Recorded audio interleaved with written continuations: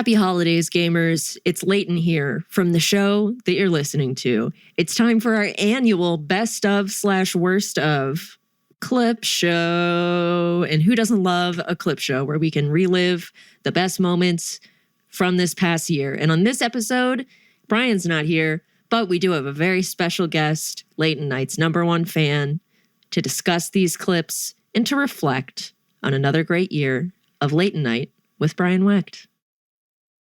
I'm so pleased with that rhyme that I forgot what else I'm supposed to say. Oh, patreon.com/Leighton Knight. You listen to this show. There's all sorts of good stuff there. Only cool people are on the Patreon. So I guess if you're not on the Patreon, you're not cool. So how about that? Is that effective marketing? Does negging work? Who knows? Anyway, go there. It's good. Do you want some merch? Merch.LeightonKnight.com. There's hats that say come on them.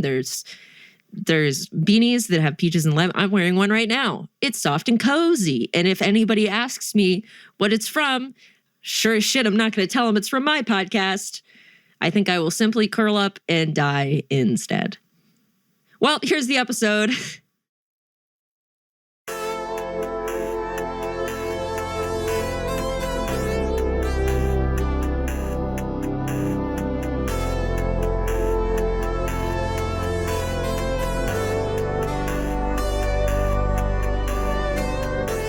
Sick. Hell yeah. Welcome to the podcast. A couple guys podcasting. Well, hey, Brian. Welcome to another episode of Leighton Knight with Brian Wecht. How are you doing, Brian? Look at me. It's Brian. Just kidding. It's Vernon. I've won. I've defeated Brian. We don't need him. I'm the new guy in town. 2023 Leighton Knight with Vernon Shaw is going to be off the chain. Is this selling at all? You know, I was really hoping you were going to yes and my bit and pretending that you were Brian. Oh, yeah, I am Brian. What's up? Who wants some mayo? I don't know. Something about music theory. I don't know. We're playing the piano. What's the fifth? I don't know because I'm Brian. What? You got any hot physics facts for us? You know, this whole time, I can't stop thinking about the last time I was on here and you were like, dude, Vernon, like, Brian has your number even without him here. Like he does. That's my dog. Thank you, Red. Anything else, Red? No, you don't. Oh, there you go. Oh, she's such a podcaster. Oh. Are we good? Are we? Hey, Leighton. How was 2022 for you?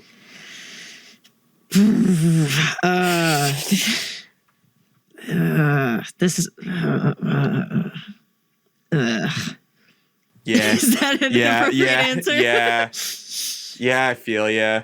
How about you, Vernon? I don't know, man. Like, fucking... We're out of the pandemic, so I don't feel like I have any excuses left for why, like, I'm living like such a scumbag still. I mean, are we out of the pandemic? Really? Who knows, man? Shit just kept happening. Yeah. Wow, we're going into this podcast so, like, high energy right now. I am feeling so optimistic about our future, Leighton. I love this because you and I have never done a solo late night thing before, which is a crime to me because we are regularly putting out podcast quality. Yeah, but like it's us calls. after we have watched a movie screaming about something on a balcony. Right, and my neighbors can hear me. My neighbors can hear me too, and like I've said some like real vile shit in servitude of good cinema. Yeah, for folks at home, you know, over the pandemic, Vernon and I have been watching a lot of TV shows and films from the comfort of a Discord call, even though we live 60 seconds from each other. It's one of the laziest things either of us do. Yeah, but I don't gotta go anywhere, and I can be horizontal while I watch The Wire. And I watched the entirety of The Sopranos, and I thought it was really, really nice. Yes, it was. And now we're watching The Wire, but a little asynced. I'm not even mad about that, because like we'll go a week or two without watching anything, and then I'm like, hey, do you want to watch The Wire? And I'll finally convince you to say yes. And then we watch one episode of The Wire, and then I talk to you the next day, and you're like, well, I'm done with season 2 now.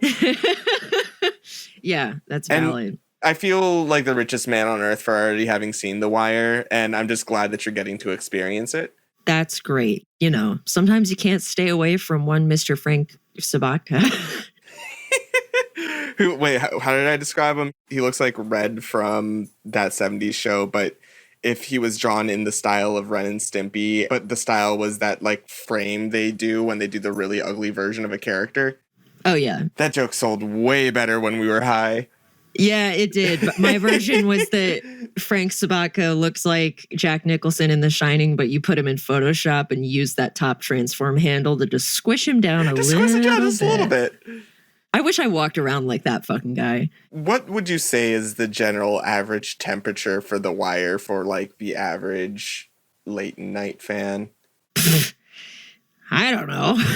Folks, sound off in the comments below. You guys have been at this for like kind of a bit now, right? 2 years. Like a decent amount of change. Like I feel like you would have attracted at least some sort of like fan base of like people like us with really awful taste in cinema. Just like really worthless. I was like, oh man, I'm gonna watch Criterion Classic movies and then make it really hard to make any friends. Dude, this was me at your thing the other night. I don't know if you heard me. One of your friends was like, turned to me and was like, so what do you do? And I straight up was like, I kind of don't want to talk about work. Have you watched anything good lately? For the listeners, I had a birthday party. And it was fun because it was like introducing a lot of friends from different aspects of my life all together. And then just like feeling that anxiety of like, please let my friends be friends with other friends. Did you make it into the speakeasy there? I did. It was really tiny and it was, I don't know, man, I appreciate it. Anyway, so yeah, that was me at that party just being like, anyway, so there's this movie called Shrinky Dink. You mean Skinamarink, right? Yes, I do mean Synecdoche, New York. Had anyone else seen? Oh, fuck no. Nobody's heard of it. Really? Okay, because the person who I think you were talking to is like my other big like cinema bro fan. Oh, no. I found him and I was like, oh, thank God I can harass this person about movies. Oh, man. Do you want to just jump into it right here? Let's get into Skinamarink right now. I just want to say for folks at home, it'll probably be a minute before you hear another, full-length episode where I can truly what's poppin'. But I watched this film called Skinamarink. And I guess I heard that it is like big on TikTok and thus is getting a lot of divisive whatever. I didn't know about that. I just saw a new movie on Letterboxd and I was like, sounds cool. I have not been frightened by a horror movie in literal years. The last time I watched one through my fingers was seeing Hereditary in theaters, totally blind, clutching Will Wiesenfeld's hand.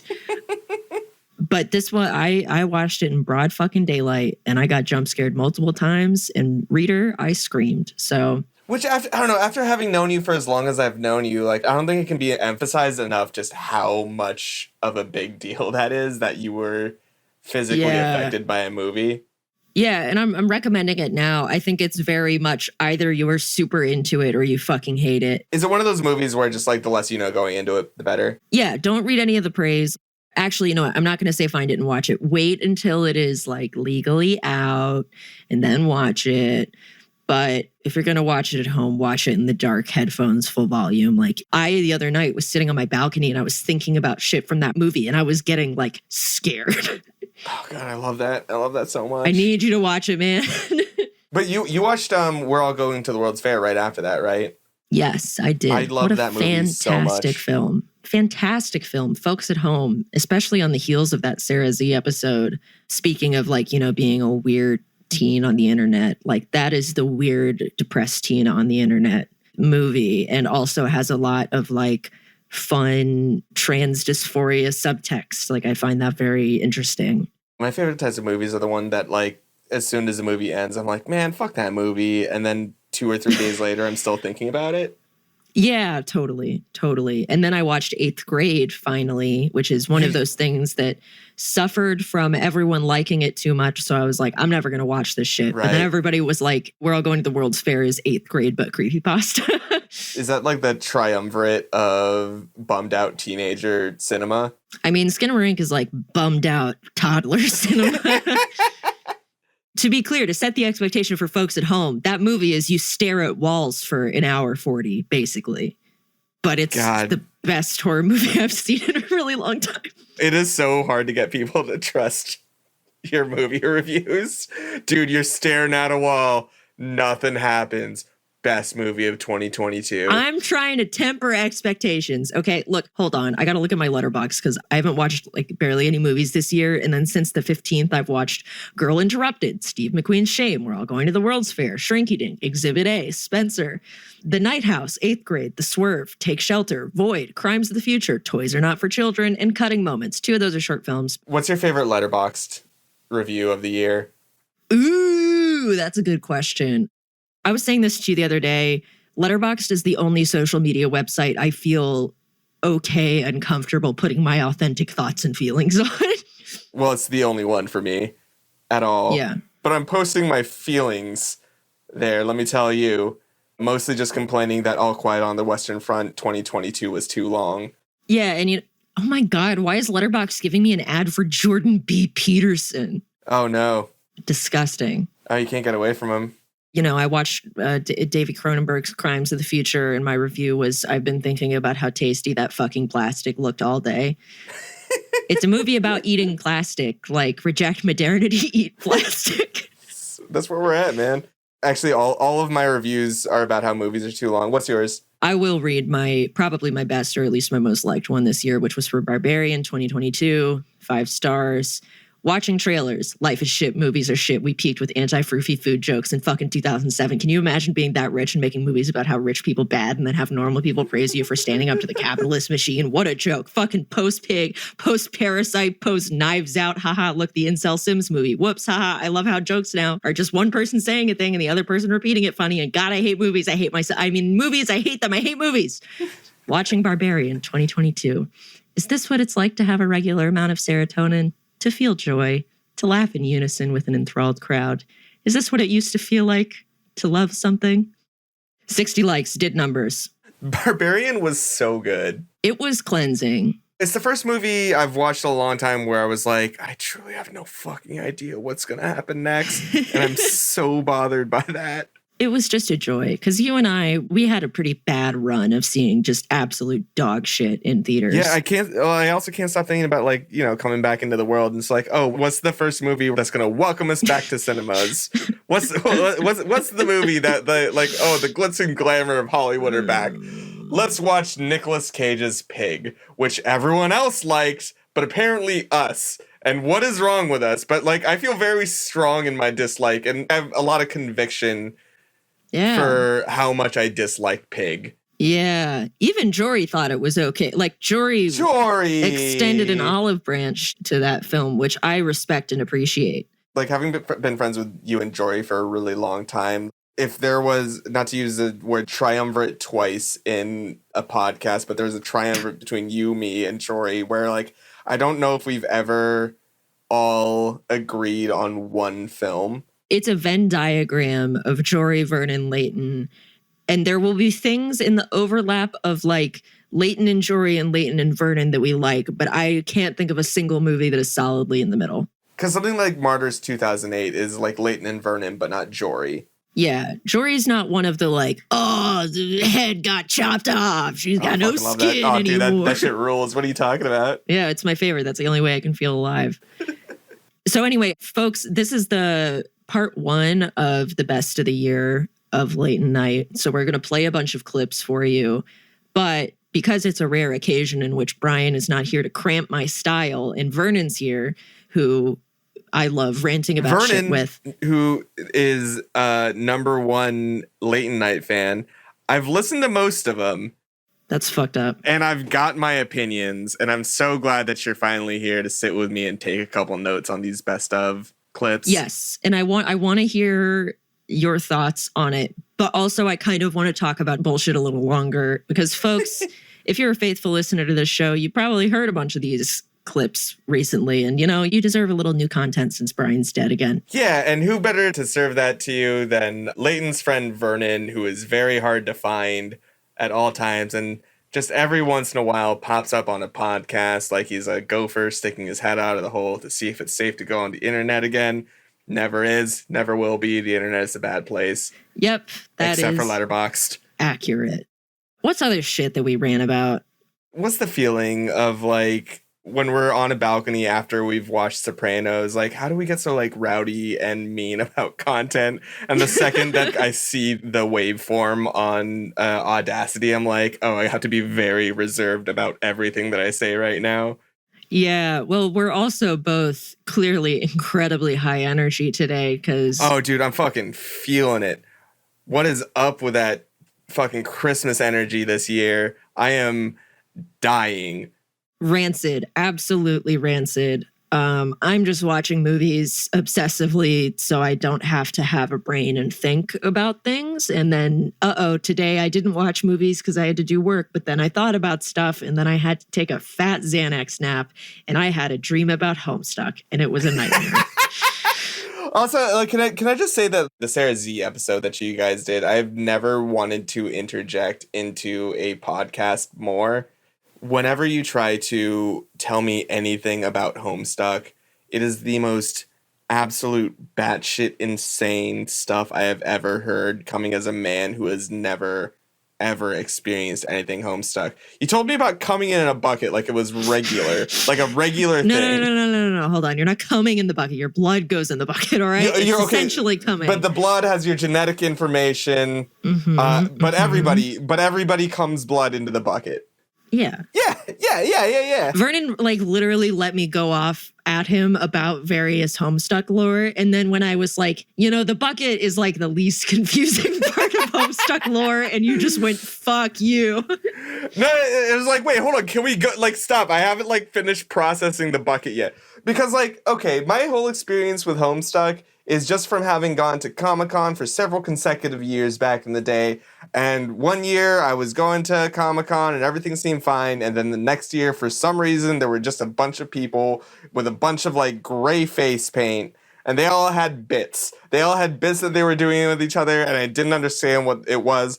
But I remember when I asked you about this, you were like, hey, Vernon, if you had just come up to them with a bucket, they all would have screamed and run away. Like, everybody is in on the gag about the bucket, and I just can't fucking drop the bucket, dude. Yeah, what's great is I found out that there is a new fan of Late Night, supposedly, as discovered when opening a letter from my grandmother and the opening lines being, so I was watching your Late Night with Sarah Z. No, I don't want to go here. I don't want to talk about it because now I have multiple family members who listen to this show, apparently, which is great, Does anybody know I'm here?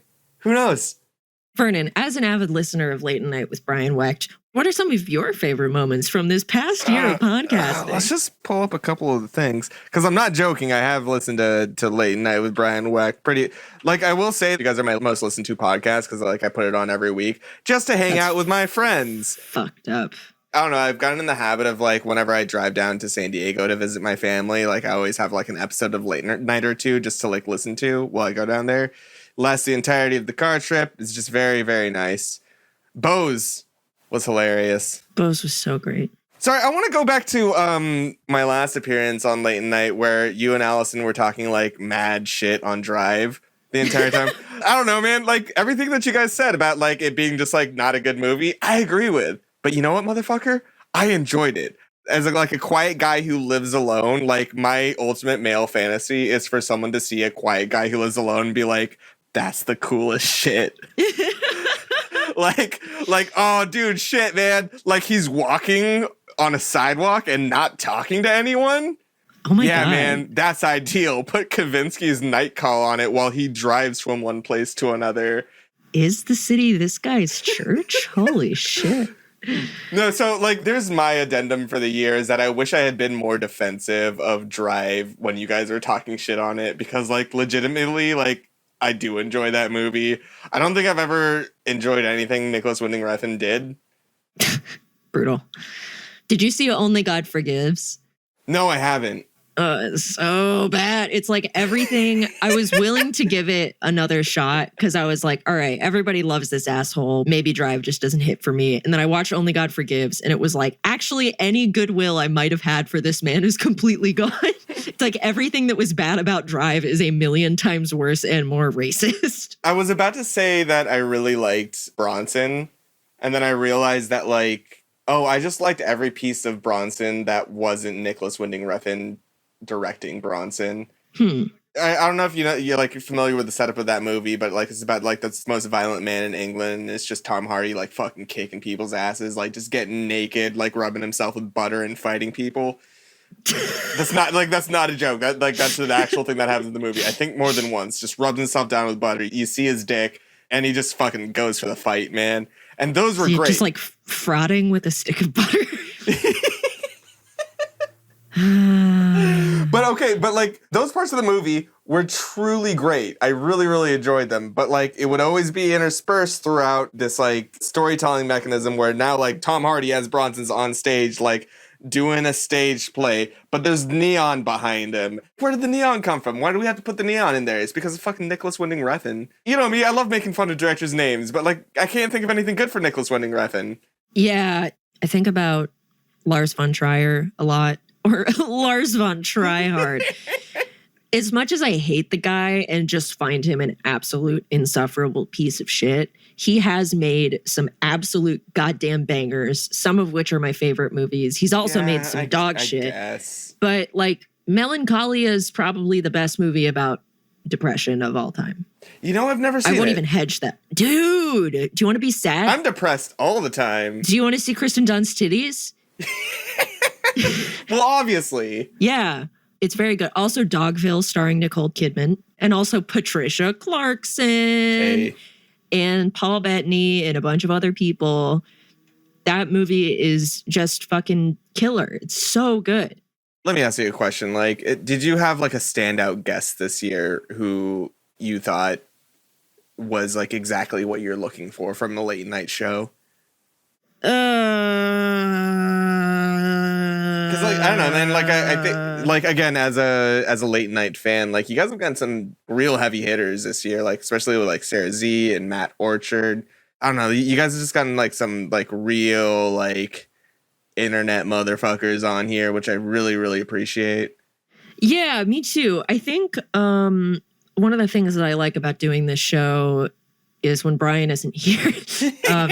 One of the things that I like about doing the show is that we kind of have these different subgenres of episodes. And I think sometimes it feels like who gets custody of the episode for a weekend, which is usually we'll have a guest who has an expertise. Because, you know, anybody's science-y and physics-y. Oh, yeah, that goes to Brian, right? Yeah, and I think about those are episodes where I kind of have to do some Ben Kisseling.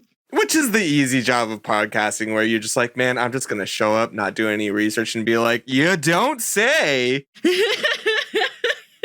Yeah, if only I had the dulcet tones of Mr. Ben Kissel. But we have some of those, and then we have something like the Sarah Z one where it's just Zoomers going off.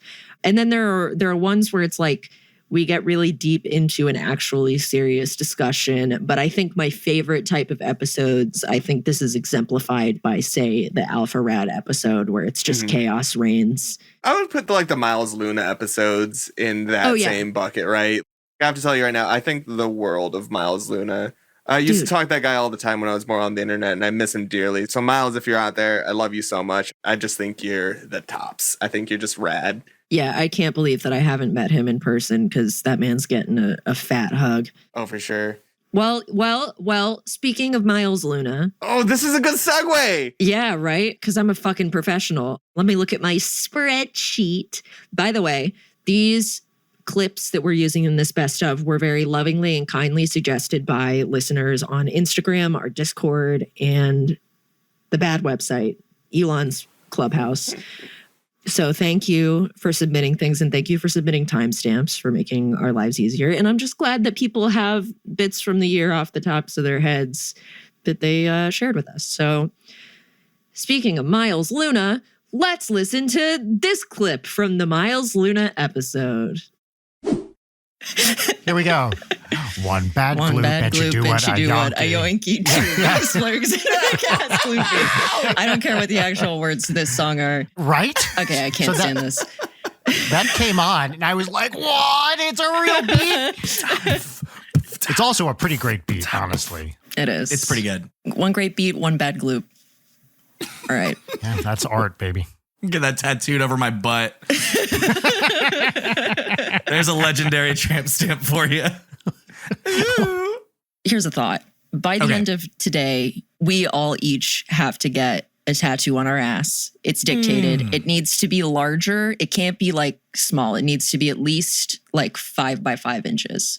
Okay. You're at gunpoint, tattoo gunpoint, and you have to make a choice. What are you getting? Oh. And it can be anything. Anything at all. It can be anything, yeah. I mean, I'm tempted to say a picture of my own face pointing down and being like, Which cheek? I misheard and said lower back. Oh, no, sir. No, we're not tramp stamping. It needs to be on the ass cheek. On only one. I see. Well, I see, you know, I see. You can do both. They'll shoot you if you don't get at least one, but if you get two, I'm going to do like Night of the Hunter, and it's going to say LOVE on one, but then just HAT on the other. So it says love and hack. That's really good. That's really, really good. oh my God, the Night of the Hunter reference is, mwah.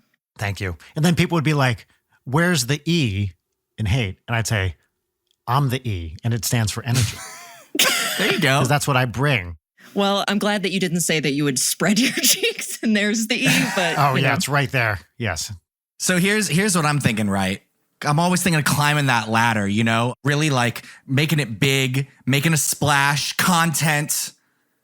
Sponsored by Audible is what I think I would get tattooed on my butt. And I don't know how we're going to make this work, but I'm sure I could find someone over at Audible. I can shake a few hands, kiss a few babies. Yep. We're going to make a deal and someone's going to pay me for this ass. That's I love what it. I'm thinking. There you go. I'm creating an opportunity where there was once only a cheek. That's great. passive income, baby. That's right. passive income. And that's what it's all about. Gig economy, put it on your butt. That's right. Monetize that bitch. Yes. Monetize absolutely. that ass. I think I just wrote a slogan for OnlyFans. Maybe I should put sponsored by OnlyFans on my butt. Wait.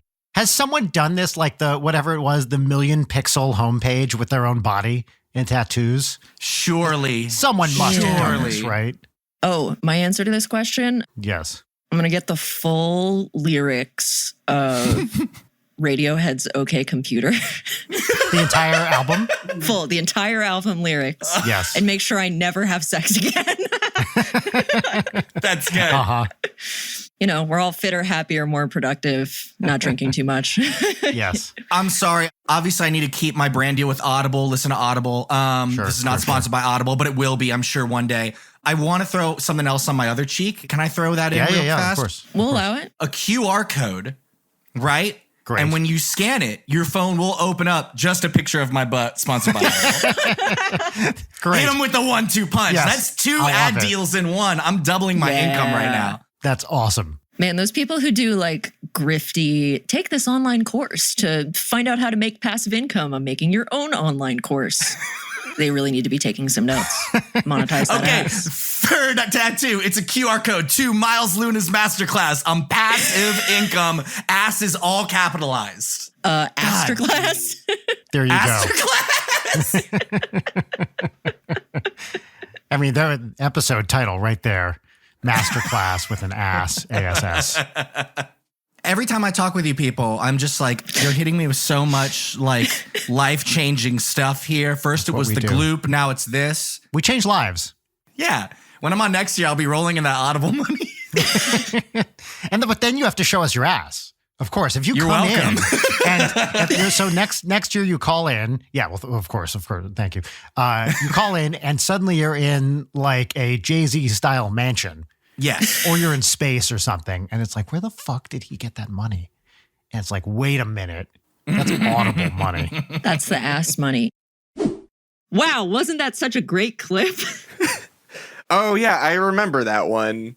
Okay, so like let me take you inside the Late Night with Brian Wecht studio audience experience. I was in a McDonald's drive-through line listening to this, having a good jolly laugh while I got my Egg McMuffin so that I could drive to San Diego.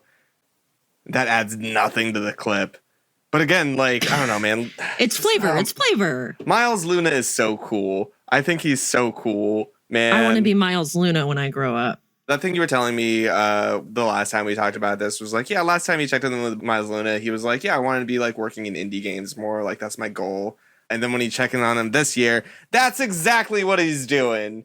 And if that isn't a dream he realized, I don't know what is. Yeah, I'm proud of that man. Gosh. Well, that was a very funny clip in which we talked about tattooing our asses. I would like a super cut of the number of bits I've done this year about never having sex again and how most of them involve Radiohead. So where were you in terms of like Radiohead fandom, Spotify wise? 0.01%. The second year in a row, baby. So point zero, like there's a lot of Radiohead fans, right? Like there's a lot of Radioheads, yes. Excellent. Well, let's see. Since we were talking about prestige television shows and The Sopranos, I think that's an excellent segue into our next clip, which is from our Patreon. So you're getting a little taste from the Patreon. This is from Gabagool Schools. A Patreon which you can buy into right now, correct? Where could people do that? Is that patreon.com/late night? Sure the fuck is. Oh, man. And what a deal. And let me say, if you missed it, folks, and you love Jory, which we all do, we uploaded the first 2 episodes of Gabagool School, our Sopranos watch through on our main feed. And if you haven't listened to them, I'm telling you, even if you are like not into the Sopranos, it's just quality Jory content. And we all want more of that. Anyway, I forget exactly what this clip is, but I know you're going to enjoy it. So here it is. You count us in this time because my right. throat is not enjoying. Leighton, don't invite him to count us in. He's going to do a bit. You know he's going to do a bit. I would never, Jory, I would never. You know Brian doesn't do bits. Okay. I'm gonna count us in. Is everybody ready? First of all, is everybody's counter at 0-0? Correct. Yes. Why do you guys sound so upset? Because we see a bit coming. It's going to squander hours in the listener's time. Okay, I'm not going to do a bit. And just to prove to you I'm not going to do a bit, I'm going to count down in my head. And that way no one can accuse me of doing a fucking bit or a routine or whatever it is. Ooh, you little scamp. I just want to describe to you my facial expression. It's full of bemused chagrin. I look frustrated, but the corners of my lips are curled upwards. Hey, are It's you my mildly wife? affectionate. Yeah. Oh, boy. Yeah, I call that the Rachel face. Oh, Brian. You little All right. fucker. Yeah. Why did we get married? I don't know. We're going to go here in Come on, man. 35, 34, Leighton, are you well? 32. I went to hock a 31, loogie into my empty Gatorade bottle and 30, I just spat it directly onto my 29, hands. Oh, my God. Okay, you got 27 seconds to resolve this issue, I 26. guess. Fuck! This is my favorite pair. 25, Oh, 24, Ruined forever. I have to burn 23. these now. 22, God. Leighton, I have this 21, recurring mental image when I'm walking up the 20, stairs into my 19, bedroom where 18, I constantly picture myself falling 17, over and hitting the 16, bottom step and the top of my 15, cranium being perfectly 14, cleft off by the impact. 15, Yeah. Yes, 12, totally. Oh, so 11. frustrating.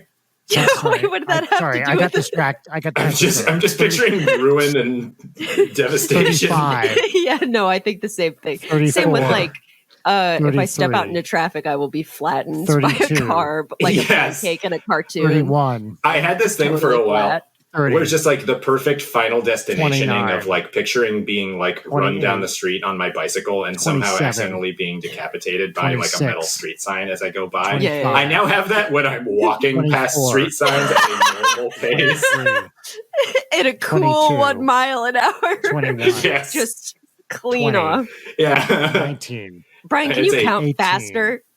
17.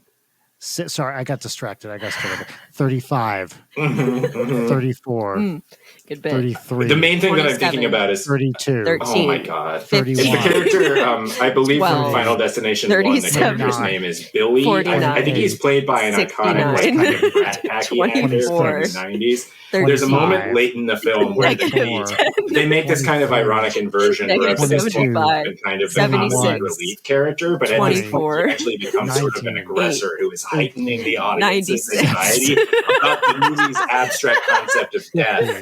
And there's a point where they're standing by railroad tracks. And at this point, the audience, of course, has 12, already seen the iconic scene 11, where one of the characters early in the film 10, is run down by a bus 9, in a sudden 8, and unceremonious display of 7, violence. The 6, viewer hears that there's a train coming 5, and expects something similar. And instead, the 4, train zip bys without 3, incident. And instead, 2, it actually hits a piece of 1, chain that then rattles. Oh, All fuck. right, we're rolling. Do I need to do that again? Because I paused mine. Are you serious? What the fuck is wrong with you? This is a setup for a bit. He's going to count down from 35 again. 2. Hold on. To be fair to the people at home, we need to leave a timestamp of when this moment is so people don't follow along with that first one and then try to roll with like, Okay. this is where it starts, and do not use that as fuel to do a bit. I would never. But I would just add, when have we ever been fair to the people at home? Yeah, the customer is always wrong. Let's go. Yeah, you paid for this. Caveat emptor. Okay, 3, 2, 1, play. All right, That here we means go. clean All right. slate, by the way. I see what you're Shit, I doing here. paused it. I'm so sorry. Fucking God. That was a fucking accident. I'm so sorry. I fucked up bad. I went to change the volume and I hit pause. I fucked up bad is such a funny, exaggerated, like mischaracterization of this. All right. But Here I we go. did emotionally. Are we Right. back? Are we back at 0? Ready? 3, 4, Oh my god. 3, We got through the last one without your bits. 2, 1, play. I've Okay. been in suspense waiting to hear what this guy bought when he woke up this morning. I'm All right, we got holding some my credits hands here, in the right? air. Wow, wasn't that such a great clip? I agree. I listened to your last best of episode in preparation for this, which I'm like really just fucking knocking it out of the park here today in terms of just how best of episodes go. But one of my favorite bits was that like phrase you guys learned like about just asking questions and calling it jacking off. I feel that, man. I didn't even re-listen to that best of. What's in that best of? Oh god, you had first of all Allie on the podcast, which is just a Classic. delight. Allie's perfect. She is. But during that, like Brian telling that like really, really extensive story about like how he had a terrible girlfriend who had to see Brian play the saxophone Yes. on her birthday, Yeah, Ben Folds. and how she was convinced that one of his bandmates had said the song is about breaking up with your girlfriend, which we all think Brian should do. Or like, this is about breaking up with your girlfriend, which some of you should do, like Brian and his girlfriend, right into the song. So it was just like a really sprawling epic about like gaslighting and betrayal. And I think had all of the elements of a good storytelling that I think makes for a perfect late night bit. A saga of gaslighting and betrayal should be the tagline for Late Night with Brian Wecht. Oh man. Speaking of gaslighting. So this next bit is from episode 110 with Paul Gannon, who was completely game to this horrible bit that we subjected him to. Here's that clip. Segments. I've actually, you know what? Here, I'm going to try something new, Leighton, on this segment. Why are you addressing Do me? you want to introduce the What's Poppin' segment? We've had Paul as a repeat guest Yeah. and a valued client and friend. Mhm. But Would content-wise, you care- I'm spent. That's right. Now he has nothing else to say. I have nothing. Normally, I would introduce the What's Poppin' segment Uh-huh. here, but I'm curious if you'd like to give it a crack this week. Sure. Why does it sound like there's a catch involved or a trick or a trap? There's no. Okay, sorry. just to be very, very clear, there's no catch. Okay. There's nothing sinister Mhm. going on here. This is not something Leighton expected, but in the what is when you know this well, Paul. When you co-host with someone, you should set them up for success, right? You That's share a so bit of right, Brian. yourself. And that's exactly what And you shut just up, did. Shut and up. you set them up for success, and you share a little bit of yourself with them, and you let them share a little bit of themselves with you, right? It's a kind of magical symbiosis that good co-hosts like Leighton And speaking I, of like that you and Eli. symbiosis, shut it would be really just great. shut up, Leighton. Just shut up for a second, please. Let me finish this. That two co-hosts share. So what I've tried to do with this bit is I've tried to kind of spread the introduction of the segment, which normally I would do all by myself. Tried to spread it out a little to give Leighton, whose voice is Leighton is a valued member of the Leighton Night team. Thank you. And as a And valued I member do- of the no, Leighton Leighton, Night I swear team, to I'm a fucking little God, upset let me that- finish. I'm Let a me little finish. upset Let me that finish. You, Let as me a finish. man, are Let speaking me over finish. me, Let a I woman, believe and you're you very on the interrupted left. me. You're so You woke. interrupted. No, You no. are so about interrupted being me. woke. And This meanwhile, is not I'm a on me, woman. and I I'm a girl refuse to be boss. I'm blamed for speaking this. my truth. I respect you. And this I am full of man respect is talking for you. over And I'm me. not I am not interested in being Oh, you're not interrupted interested in on women's my own rights? show. You're not. No, I am very interested. I am a vocal donor to the I'm Center a for woman and I have Reproductive a Rights, right to tell and you to know shut the that. I've fuck showed up, you Brian receipt. Wecht. I don't deny that you have that right, but I don't appreciate being interrupted, least of all on my own show. So all I'm asking you On your respectfully own is to show, just- whose is name to just comes shut- first is on the to show, shut up. Brian? Yeah, whose Whose full name name is in the comes show? first on the Whose show? full name? It could be Leighton anybody, but it's Brian Wecht. So just wait Yeah, a because minute. it's a Madonna Let me type finish. situation Let where my me- last let name me does not even finish. need to be in the equation listen, because everybody knows that it's nevertheless, Leighton I Night. persisted. I refuse to be interrupted by a friend and co-host. So just let me finish this before I throw to you. Leighton, would you care to introduce the What's Poppin' segment? No, go fuck yourself. Okay, so this bit is when Brian and I were yelling at each other for what's poppin'. It's the one where I was accusing him of being a fake woke feminist. Brian Wecht, not an ally. Look at that. Yeah, that's the major takeaway. Is that the takeaway from the bit? Yeah, that I was busy trying to girl boss and I was just trying to speak my truth. Uh-huh, yeah. Do you, and this can go not just for this year, but over the longevity of the show, do you have a favorite What's Poppin' introduction? Oh, gosh. The ones I dream of where, like, someone gets the upper hand on Brian, which I've never been able to do. I never will be able to do. He just has my number, and I've just accepted that that's how it is. But I think Aaron and Ross were the only guys to sort of just, like, out Brian in that. God, Ross's was so good. My favorite that was just, like, it was just brought upon because you kind of had, like, a wonky connection, right? Yes, that's exactly what it was. We had a delay and Ross and I were both like, didn't say anything about it to Brian because like we just couldn't hear him very well. And so I think it was not a planned bit for Ross to do that, but there was such a delay. I was like worried about him the whole episode because he was being really slow to respond. Yeah, like in that specific What's Poppin' clip, I was like, man, does Ross really not want to be here? Nope, that was just good old Zencaster. I think that's the only energy that you can like defeat Brian with. He just got up and left. 'Cause, like you don't yes and with Brian, but Yeah, you have to. that's the only way to beat him. Yes, indeed. You know what? We mentioned Allie, but we did not transition into listening. And you know what? This is actually perfect because this is a situation in which I am the butt of the joke and Allie colluded with Brian to make What's Poppin' as miserable as possible. We have to move on to segments. Oh, sorry. I forgot about segments. I promised Jarek I would keep these kind of compact, so I don't want to Okay. Yeah. go on too long. So our first segment, Allie, and I do want to get through this pretty quick, so let's keep Oh the pace no. moving. Is this what's poppin'? Please don't first segment tell me this one's is not impossible. our first segment is our pop culture recommendation Okay. segment. And again, I do want to emphasize, let's try to keep the recommendations pretty short so we can stay on a nice pace here. This segment is where you get to recommend a book, a video game, some music, anything that you like, anything in pop culture that you've been experiencing recently.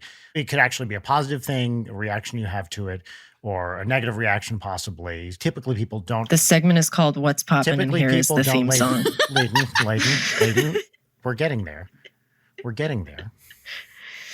Brian, typically people don't. Your bits have consequences for our good friend Jarek. Leighton, please. I'm getting confused. I Thank need you. to hear him. Thank you, Allie. Thank you.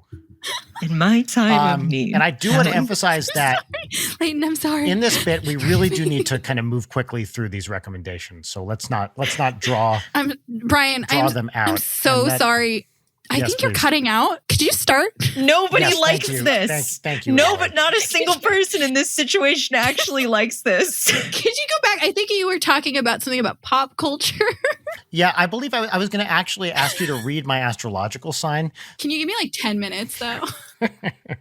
So the real thing about the segment, which as Leighton said, now I can't pretend she didn't say it because she did say it. The segment is called What's Poppin'. I don't want to in any sense diminish her contribution to the introduction for this segment. Leighton is a valued member of the Leighton Night team, and we do appreciate her contributions and the energy and work ethic that she brings to the show. Brian, be honest with me. What? Has Leighton made a song for What's Poppin'? You know what? Leighton's voice is in the theme song for What's Poppin'. So I would be remiss to not credit her for contributing to the theme songs, right? And we have written songs together for this show as well. Are you going to play that song for me? The thing about that song is I do feel like it needs a little bit of context just to set the stage. You know, the problem with the educational system today, and allow me to just go off on this for a few minutes here, Yes, is please. the arts have been thoroughly marginalized by today's educators. And in fact, that's a process that's been going on for many, many years now, right?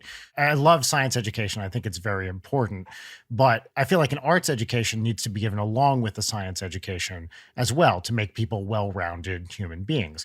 And in a process that's been going on probably for the last 50, maybe even more years, we're seeing funding to arts education programs decreasing steadily over time in favor of, you know, quote unquote, hard skills that people can use to get jobs, to get into college, whatever, things like that. And I really think that I don't want to So be legitimately not I don't funny, wanna dude. be- I thought we were past this. I really thought we were past this. We're on episode 106, man. I can't. I don't know why you'd think this would be funny. I have had a long fucking day, Leighton, Brian. Leighton, Please. on to something. Yeah, thank you. Let him speak.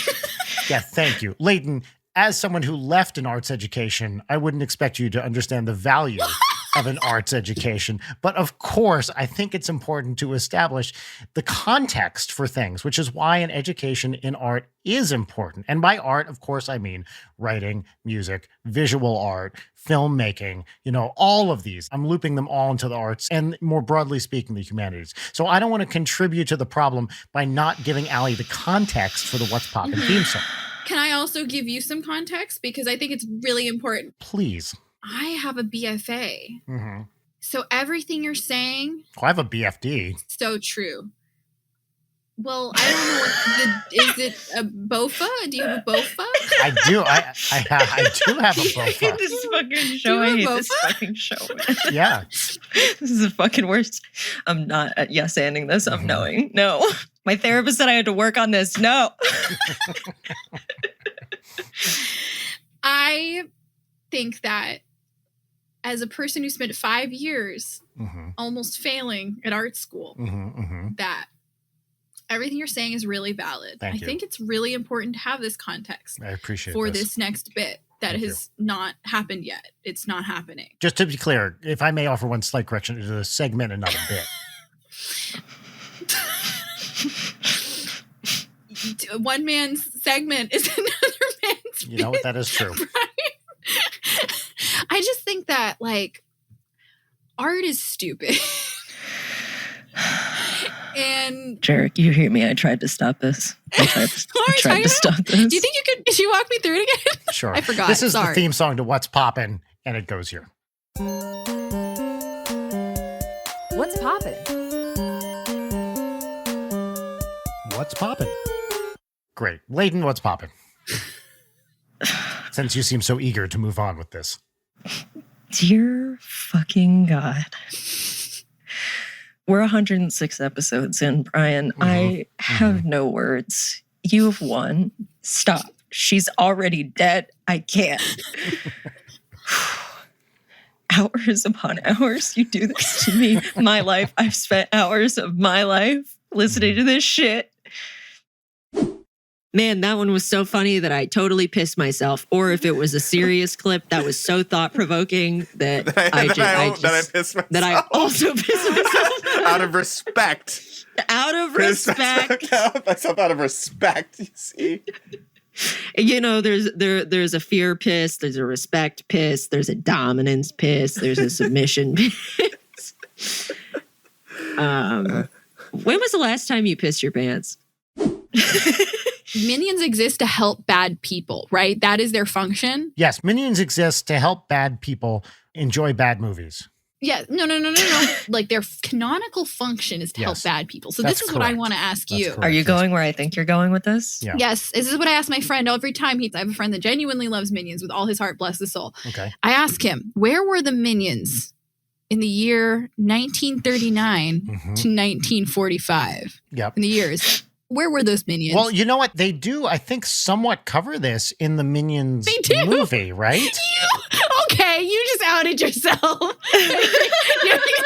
I outed myself as having a child, is how I outed myself. Okay, fair enough. You have an excuse. My friend doesn't, because every time I ask this question, he says, you know that they were frozen in ice like Spider-Man or Captain America or whatever. Right. They didn't help Hitler. You have to think that they did it specifically to avoid the question of did the Minions help Hitler? That's right. Yeah. But then by the 60s, they were awake or whatever. Yeah. Where were the Minion Nuremberg trials? Because if they hadn't been in ice, Yeah. they would have helped Hitler. Well, I mean, there were other people available who weren't Hitler at the time. I think the Hitler problem really opens up a can of worms, as it always does, Yeah. of just all of the monsters of history. Yeah, like maybe why not Stalin? Why not Mussolini? Did Bundy have a couple of minions trailing behind him? Oh, there we go. This is Yes. awful. We can't talk about this anymore. The idea that every famous serial killer has like one minion following behind them, just being like, banana? Oh, maybe is the B in BTK banana for the minion? Oh my God. Don't do this. Bananas to Kevin, Bro. right? And Kevin's a minion. There we go. First of all, do you think that the Zodiac Killer could have been a bunch of minions standing in a code? Yeah, that's 100% the case. That's why he fucked up the code, because the minions were all distracting him. So there I am in the funeral home, just covered in piss. And like, I don't know how to extricate myself from the situation. I'll send you this clip so you can send it to your therapist, because that was Yeah, pretty heavy. I really opened up to you there. It's fine. We all have our dark secret, our piss secrets. The time I did my most respectful piss.